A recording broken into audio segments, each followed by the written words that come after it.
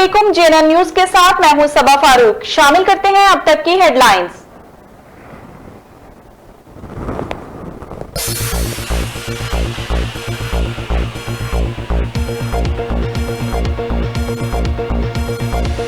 ये बंद है ना एलसीडी, तो मुझे नहीं पता था।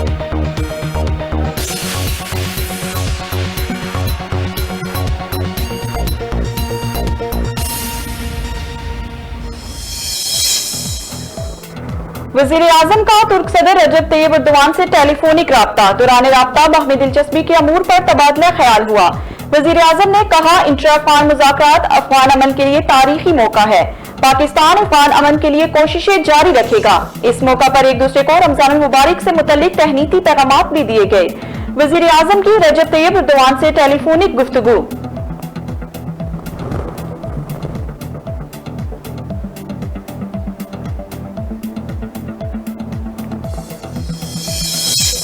अफगानिस्तान से अमरीकी अफवाज का इनखिला। आर्मी चीफ का अमरीकी सदर जो बाइडेन के बयान का खैर मकदम। पाक फौज के सरबराह जनरल कमर जावेद बाजवा ने अमरीकी सदर जोसेफ बाइडेन की जानिब से अफगानिस्तान से फौजों के इनखिला के ऐलान को सराहा और कहा, खुशहाल, मुस्तहकीम और पुरअमन अफगानिस्तान ही पाकिस्तान और खित्ते के बेहतरीन मफाद में है।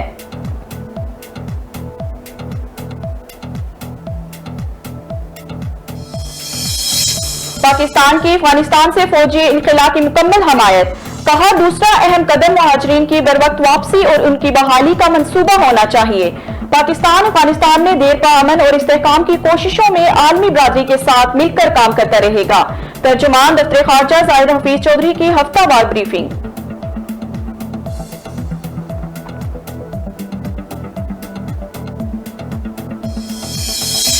वजीर आजम का हर साल 5.5 अरब रुपए स्कॉलरशिप पर खर्च करने का ऐलान। कहा, कोशिश है रहमतुल आलमीन सल्लल्लाहु अलैहि वसल्लम स्कॉलरशिप प्रोग्राम मुल्क भर में शुरू हो। ये प्रोग्राम सिर्फ मुसलमान बच्चों के लिए ही नहीं, सबके लिए है।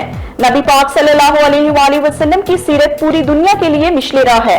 आप सल्लल्लाहु अलैहि वसल्लम की तालीमात पर अमल करके ही फलाही माशरे की बुनियाद रखी जा सकती है। वजीर आजम का इस्लामाबाद में रहमतुल आलमीन सल्लल्लाहु अलैहि वसल्लम स्कॉलरशिप प्रोग्राम की तकरीब से खिताब।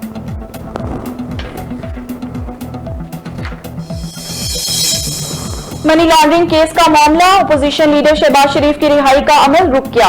जमानत मंजूरी के फैसले पर जजेस का इख्तलाफ सामने आ गया।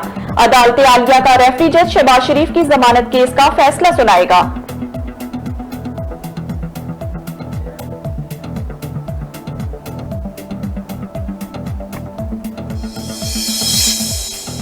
विफाकी वजीर दाखिला शेख रशीद अहमद का मजहबी जमात के खिलाफ सुप्रीम कोर्ट जाने का ऐलान। कहा, कल अदालत उज़्मा में रेफरेंस दायर करेंगे। बातचीत से मसले को हल करने की पूरी कोशिश की, लेकिन मजहबी जमात के अज़ाइम बहुत ही खतरनाक थे। वफाकी वजीर दाखिला शेख रशीद अहमद की नूरुल हक कादरी के हमरा मुश्तरका प्रेस कॉन्फ्रेंस।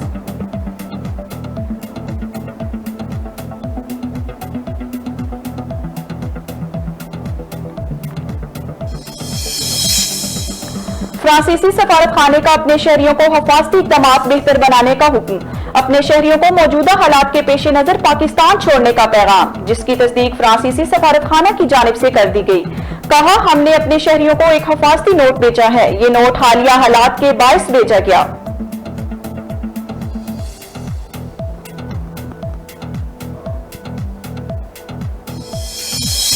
बुजदार हुकूमत अवाम को रिलीफ देने के लिए अरबों रुपए की सब्सिडी दे रही है।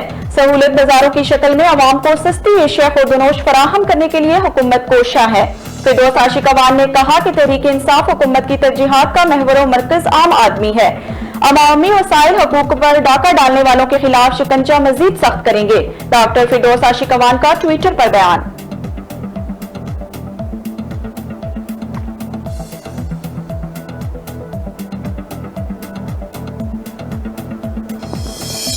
अवाम के लिए खुशखबरी, पेट्रोलियम मसनूआत की कीमतों में कमी कर दी गई। ओगरा की जानिब से समरी पेट्रोलियम डिवीजन को इरसाल की गई है। समरी में पेट्रोल और डीजल की कीमतों में कमी की सिफारिश की गई थी। वफाकी हुकूमत की तरफ से पेट्रोलियम मसनूआत की कीमतों में कमी कर दी गई है।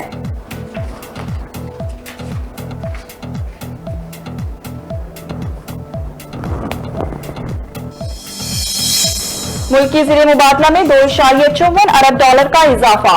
ज़खायर $23 बिलियन से तजावुज कर गए। स्टेट बैंक के मुताबिक मुल्क के मजमूई ज़र मुबादला के ज़खायर $23 अरब 22 करोड़ हैं, जिनमें से स्टेट बैंक के पास $16 अरब 10 करोड़, जबकि कमर्शियल बैंकों के पास $7 अरब 11 करोड़ हैं। स्टेट बैंक के ज़खायर में $2.57 अरब इजाफा, जबकि कमर्शियल बैंकों के ज़खायर में $3.83 करोड़ की कमी हुई।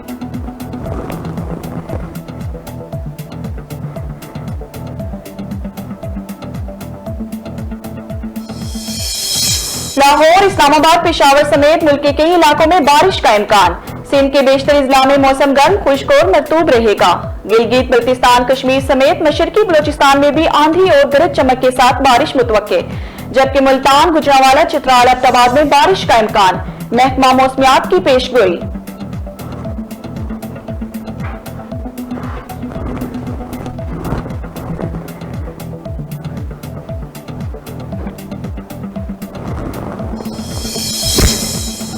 मुल्क में मोहलिक वायरस कोरोना से मजीद 110 मौत, मरने वालों की मजमूई तादाद 15,982 हो गई।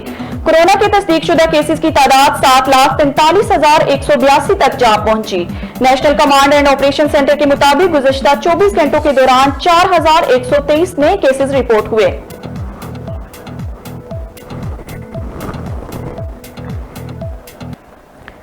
हेडलाइंस आपने जानी, मजीद खबरें शामिल करेंगे इस छोटी सी ब्रेक के बाद।